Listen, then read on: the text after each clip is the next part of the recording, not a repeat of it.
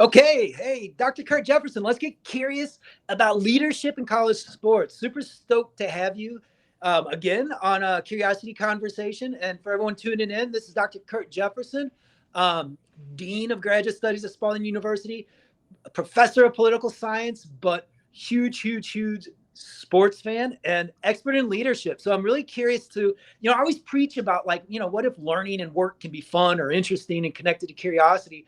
And a lot of times people are like, yeah, whatever. Well, what if we can do it? Like, let's talk leadership, but instead of a boring way or like sit down and take out your pencils for executives, let's talk about, curiosity, but let's get curious about leadership, but in the context of sports. So I'm really curious to learn from you. What can we learn about leadership from watching sports? And to keep it even more contemporary, let's focus in on probably the only reason I'm watching college football this year. I'm a huge sports fan. I had to, with the 4-year-old, I had to kind of trim my sports tree and kind of college football got left behind.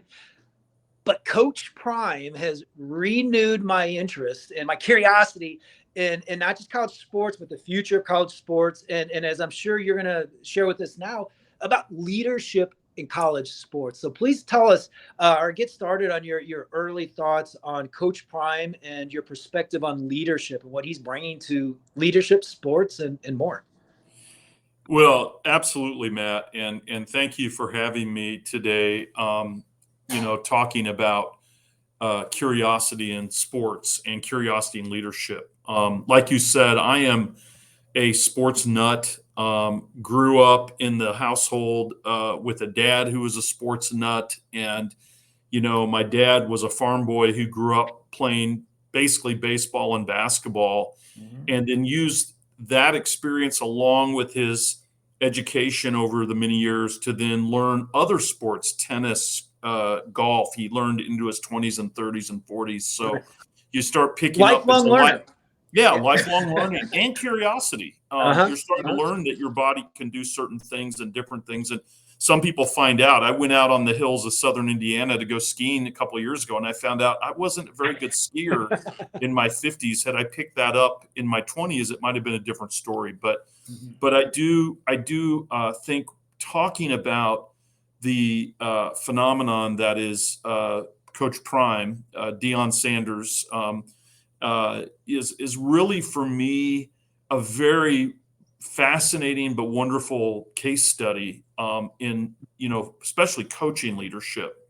Yeah. But from so many different perspectives, I've taught, as you know, courses on sports and politics, sports and economics, sports and society. It's not my real area, as you said, political science, and I teach in an EDD program now, global leadership.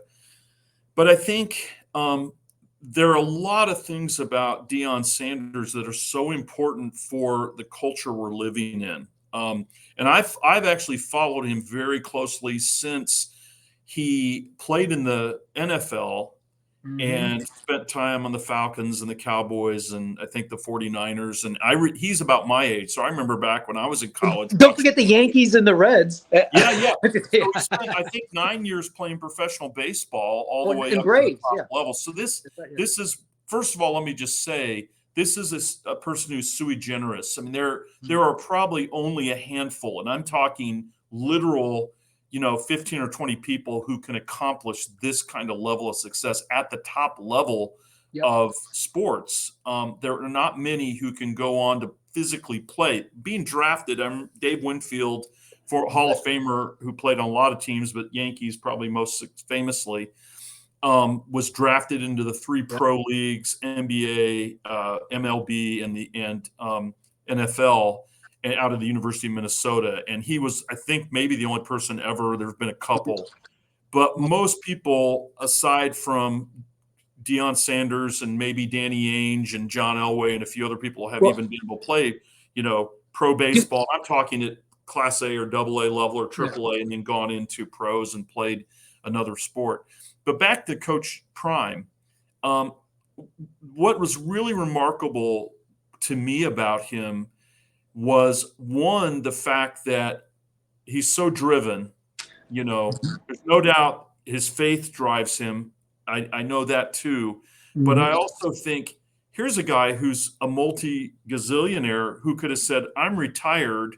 I'm in my late 50s. Yep. I don't need to be doing any of this.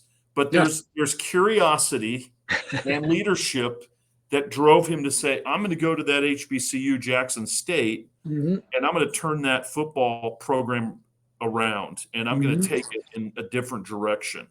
So I think, to me, watching what he did there, one, as a black male role model, I think the sociological side of this is very important. And watching the black athlete in athletics, and I used to read, and I recommend reading that he's well into his 80s or 90s now and retired, but Harry Edwards, Dr. Edwards, the esteemed sociologist, University of California, Berkeley, not far from where you're sitting. Yes, across the debate. Yeah, I mean, his commentary on race and sports is probably the best that you can understand as somebody wanting to understand how sports and race connect.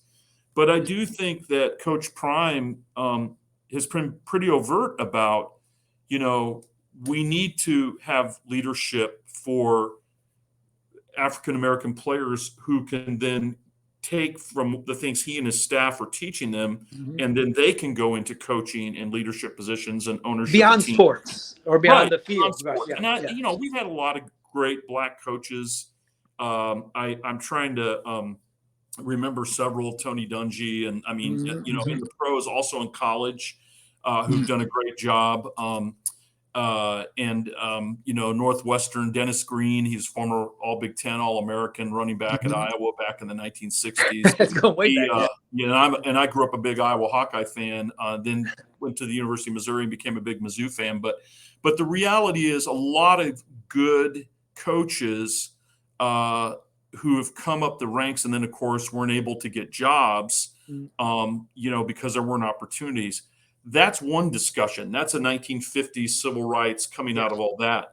The discussion today is more, how is a coach relating to players from the black community, et cetera? And Deion Sanders, having lived through, white coaches coaching him, and I'm not trying to make this a black-white thing or race relations thing, but Deion Sanders understands that one of the advantages he has, he can walk the walk and talk the talk with the players and their families. Yeah. And that's been really fascinating to me because, I did not think personally that we'd see a major university want to take an HBCU coach and say, take over the helm of our program, or a coach like Coach Prime. There's another element here, which you'll really appreciate, is his, wonderful usage of, now, I know some criticize him, but of social media, Twitter. He's got a full-time social media person. I think it's a graduate assistant or something who tracks around with him. But in the era of NIL, he has learned this is how you attract students, student athletes. The game has changed. That's actually more fascinating to me from a curiosity and leadership perspective than even the race relations thing. I think that he has been able to do things that even some of the greatest current coaches, the Sabans and, some of the other coaches at USC and Oklahoma and Clemson, Swinney and so forth, they would kill to have the ability to take that social media savvy and use it to get recruits. So I'll be quiet. Those are kind of my initial thoughts. Any comments from you on that? No, I want you to keep going. This is why I love these curiosity conversations. The idea is for me to spin the top at the beginning and then sit back and enjoy.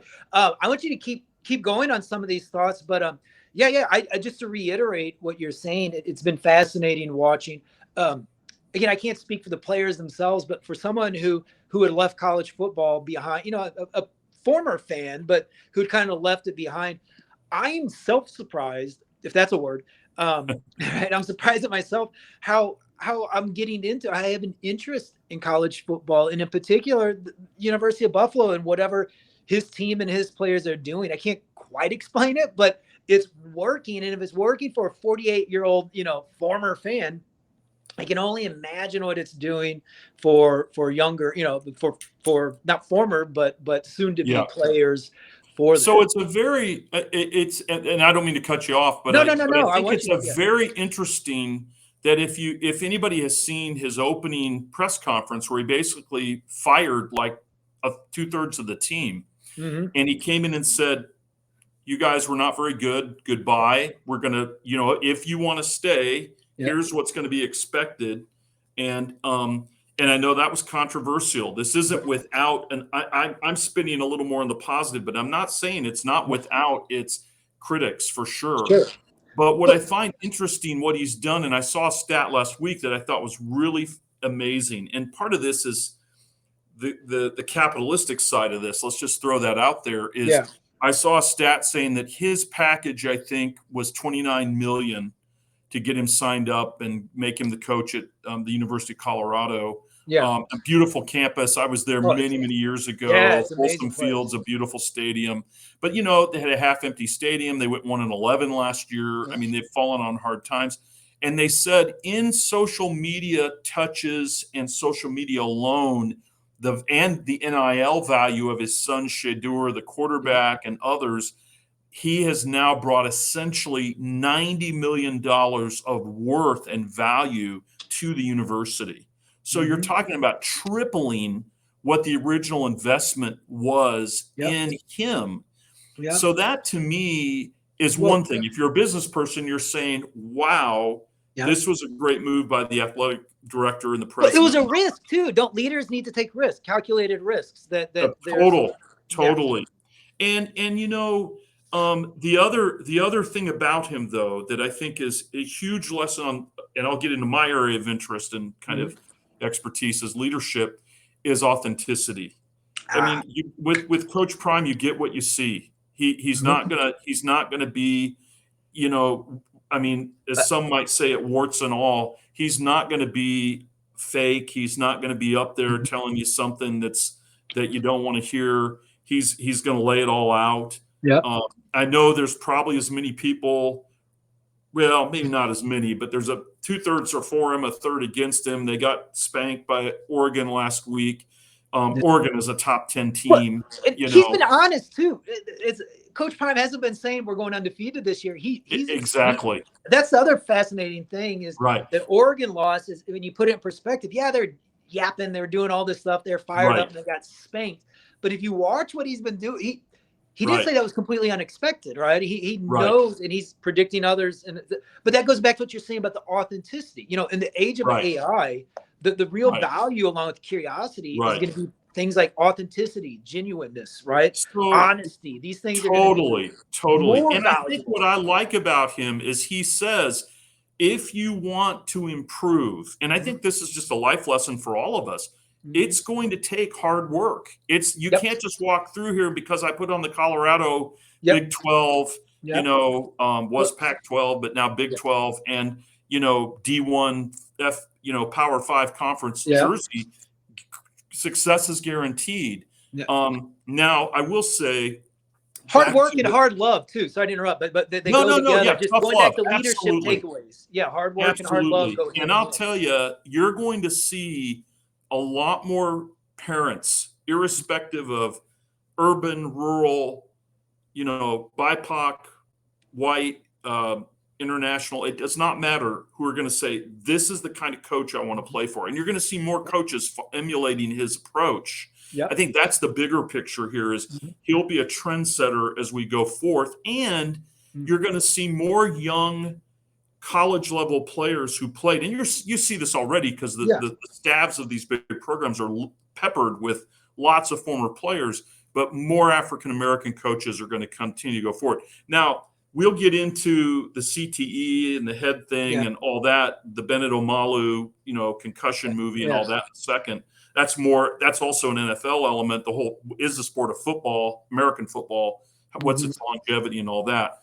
But I think the other thing here is that there was a lot of controversy when he left Jackson State within the HBCU community, presidents or chancellors, football coaches, ADs, mainly African-American, not all, but people saying, hey, he used us to use it as a jumping step to get into a higher paid FBS. And I think there was a division on that. I mean, I think some were saying, hey, wouldn't anybody start? I went to Western Illinois University, which is an FCS 1AA program. You know that, but your audience doesn't.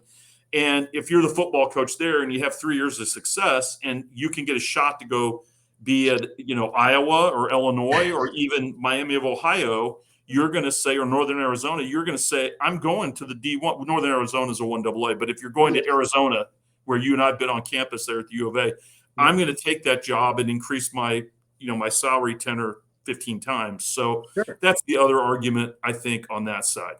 Yeah.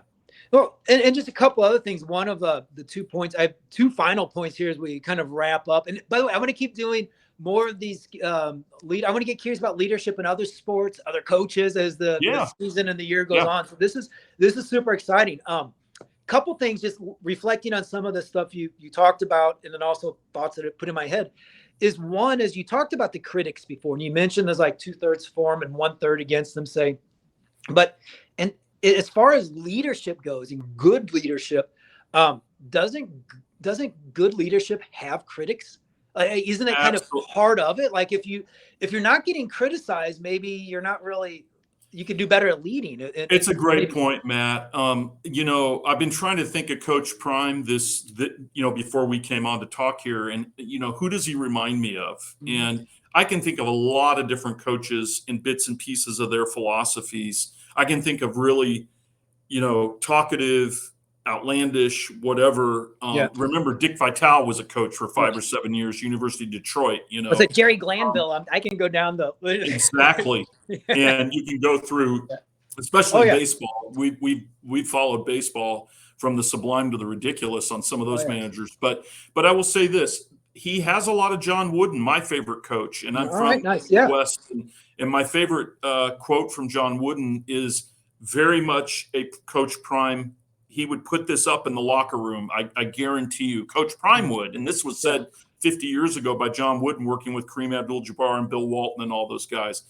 It is this, and Wooden was known for his aphorisms, and essentially said this: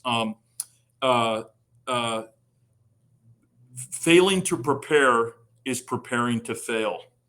Love it. Yeah. And Coach Prime preaches that to the student athletes at Colorado day in and day out.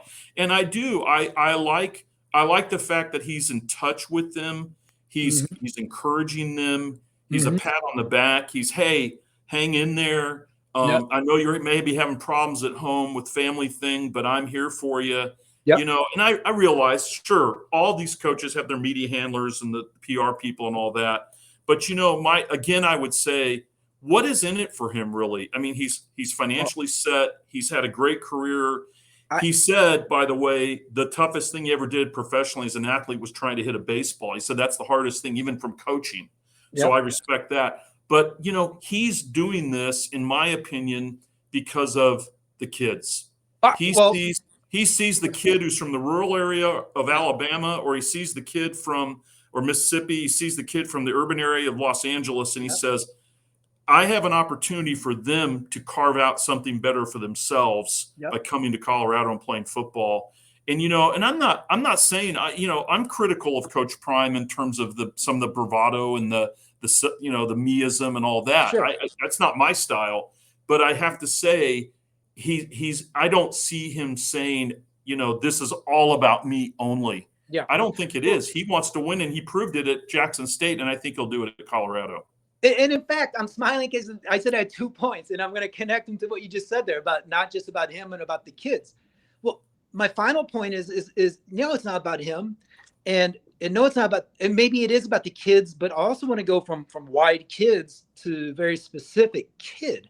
And in terms of Deion being a role model, like you're a father, I'm a father, like the idea, like we started this conversation with like, how rare is it for someone to excel and learn new skills, to be curious enough and adaptable enough to become professionally proficient in 2 different sports?